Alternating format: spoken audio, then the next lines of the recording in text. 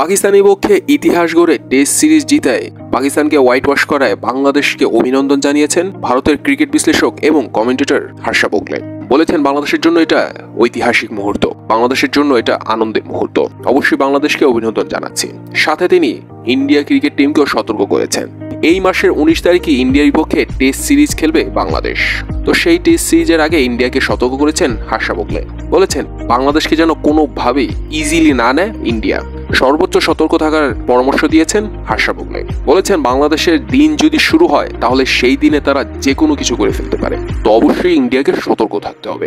অন্যদিকে ইন্ডিয়ার ভক্তরা বলছেন যে পাকিস্তানকে হারাতে পারলেও কোনোদিন ইন্ডিয়াকে হারাতে পারবে না ইন্ডিয়ার মাটিতে এসে টেস্টে। একবার স্রেফ ইন্ডিয়াতে আসতে দাও বাংলাদেশকে, তাহলেই বুঝে যাবে বাংলাদেশ কত ধানে কত চাল। এরকম ভাবে ইন্ডিয়ান ভক্তরা মজা নিচ্ছেন বাংলাদেশকে নিয়ে। একদিকে বিশ্লেষকরা দিচ্ছেন সম্মান আর অন্যদিকে ভক্তরা নিচ্ছেন মজা। আর এমনি তো আমরা জানি যে ইন্ডিয়ার ভক্তরা কি উগ্র স্বভাবের, তো তারা এরকমটা করবে এটাই স্বাভাবিক। আর বাংলাদেশের ভক্তরা বলছেন যে রেজাল্ট যাই আসুক ভালো ক্রিকেটটা যেন উপহার দেয় বাংলাদেশ দল। যদি আমরা ভালো ক্রিকেট খেলতে পারি তাহলে হয়তো বা রেজাল্টটা আমাদের পক্ষেও আসতে পারে।